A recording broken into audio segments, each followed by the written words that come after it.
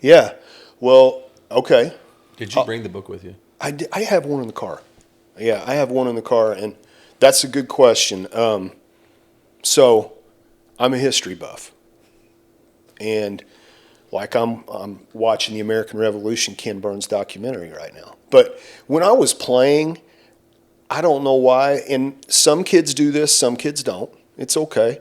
But I always wanted to look at the pictures on the wall, And before I even did the book, I could hear a name and I knew a face because of a picture.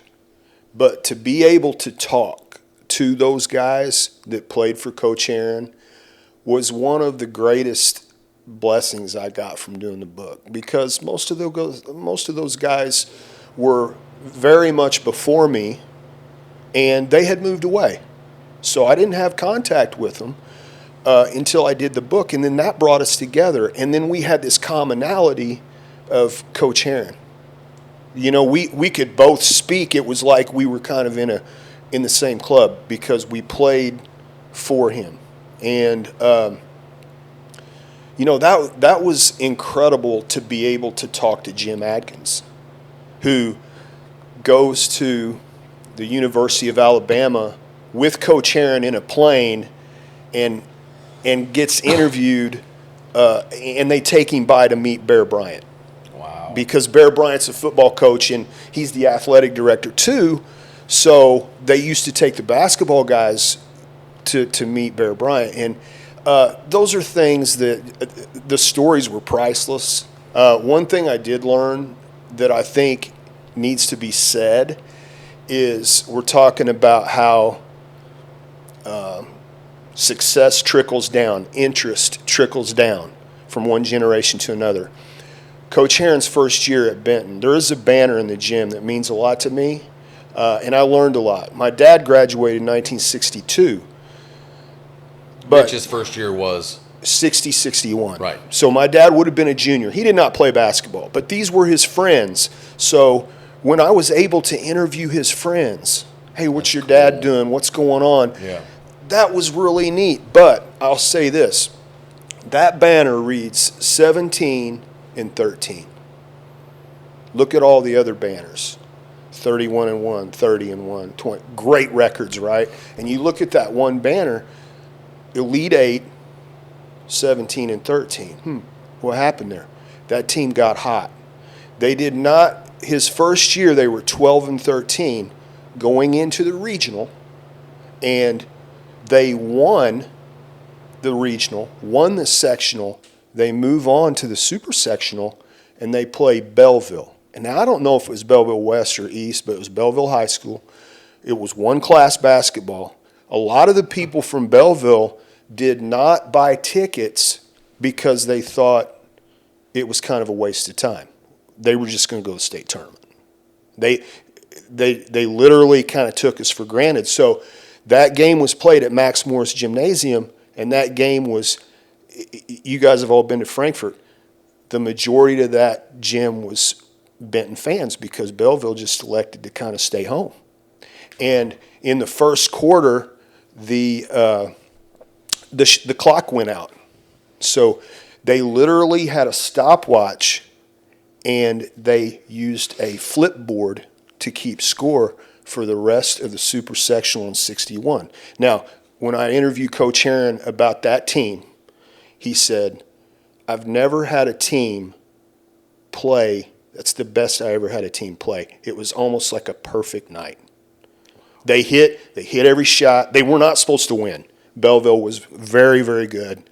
They just hit every shot. They milked the clock late. They hit their free throws. They did what you had to do. There's a great picture in the book. I'd never seen it in the yearbook, but they're in the underbelly of Max Morris in the locker room, and they're all in there like this. They started 5 juniors. There were no seniors on that team. Mark Kern was a senior. Glenn Miller was. There were 3 seniors on the team, but they came off the bench. And that game right there, Bobby Orchid was on that team. He wore number 20. That's why Doug Collins wore number 20. Wow. Okay? Wow. Tom Whittington was my 7th grade coach. Mm-hmm. Tom Whittington, he's one of the best coaches I ever had. And gave me swats in 8th grade. Oh, he could swing a paddle. There's no doubt. Unbelievable. There's no doubt about it. But Tom was on that team. He played inside. Wiley Hall was the point guard on that team. He went to Rice. And Yunkus will tell you, hey, I was in such and such a grade. When I got hooked on basketball, I was listening to the radio, the 61 team. The 61 team at 17 and 13. It's the catalyst for all this. Yes. It created that kind of interest, and then it kind of snowballed. We're not here right now with that team, but I mean, honestly. I thought so. I thought so when I did the book. I thought, man, that's just so neat how it created so much interest, and kids just wanted to play, and then all of a sudden you see kids outside bouncing the ball, playing, and it's just very neat. Just say this real quick for us, Matt. We don't have the book in front of us right now. Yeah. What is the name of the book, and where do people find the book?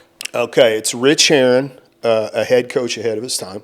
It's it can be found online. You can kind of, if you type in Rich Herrin, it'll come up.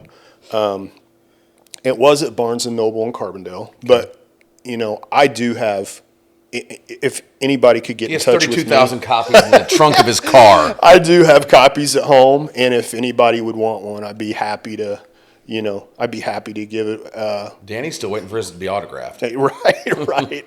So yeah. Great stuff in there. It's I don't think I've fully read through it fully yet. At least I kind of have to pick out parts. And You were talking to me. How many pages is it? You were almost 900, right? Yeah. Wow. It's a lot. And like I told you last night, Travis, I'm not a writer, but I can't tell you. I just that's the most fun I've ever had.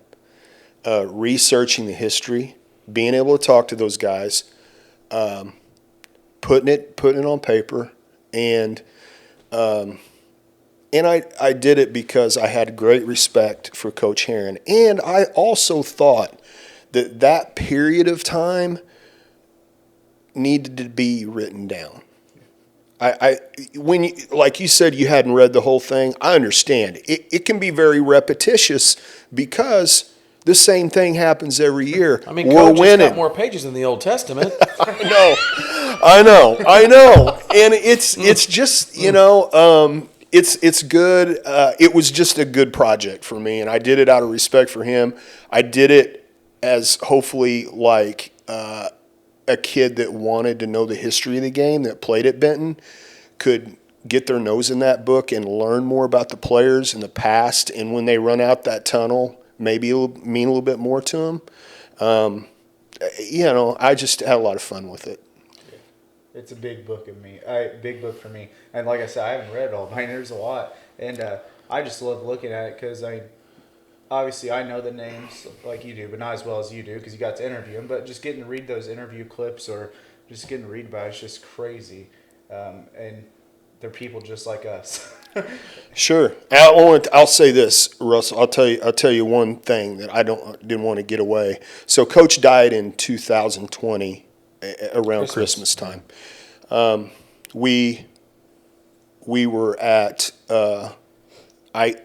myself and Coach Schertz gave the graveside eulogy. Okay, and so as we were doing the eulogy, we were in a tent. And we had a little bit of cover. Coach's family was in the tent. It was real windy. It was really cold. It was kind of spitting snow. It was just uncomfortable. But when we all got in that tent, when I started to speak and give the eulogy, they had another tent off to the side to the right. And I looked in there. And it was just a very surreal moment for me because I was in the process of writing the book at that time, and there's all those guys.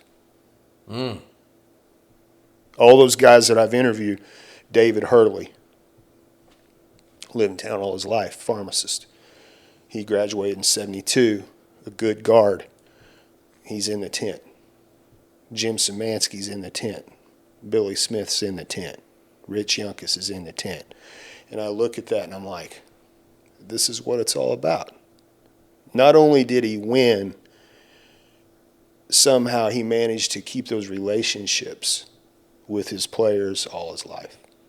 And I think that's what was really, in the end, yes, you can look at a lot of numbers, and the numbers tell you that he was a great coach and all that. But in the end, it's those things where you got to get another 10 for people when you pass away, because that's what he meant to the players that played for him. Now, I'm just going to piggyback on this. This is the Balling for God podcast, talk show, whatever Big Russ is calling us. Balling for God, it's important to him. It's important in his life. Sure. It's important in my life. Obviously, I grew up, my dad's dad was a preacher. I've been around it my whole life. Being around it doesn't mean everything, though. You still have to experience it. And I've heard you talk about this before with FCA and things. But, I mean, the three men in your life, Jesus, your dad, and Rich, Jesus, Mac, and Rich. I mean, you had some awesome men in your life. I did. And still do with one of them, right? That's right. That's right. And, I knew Coach Herrin was a Christian by the way he coached us. Now, I didn't think about Is that. mumbling in the Bible? Yeah. I mean, Oh! and we always used to say this, Travis. We didn't know what he said sometimes, but we knew what he meant. Yes.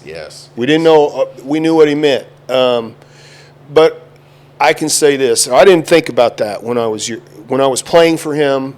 Those weren't my thoughts. But when the dust settled, and you look back, and you think about all the situations we were in, the locker rooms, the tense moments, the losses, the wins. He was always able to. You always knew he had a good moral compass, and I think that came from his mom and dad, who his dad was a minister. His dad was a minister. Yeah. He was in church all his life, and I think he had a relationship with Jesus. And his way of showing that to us was to come to work every day and show it. Yes.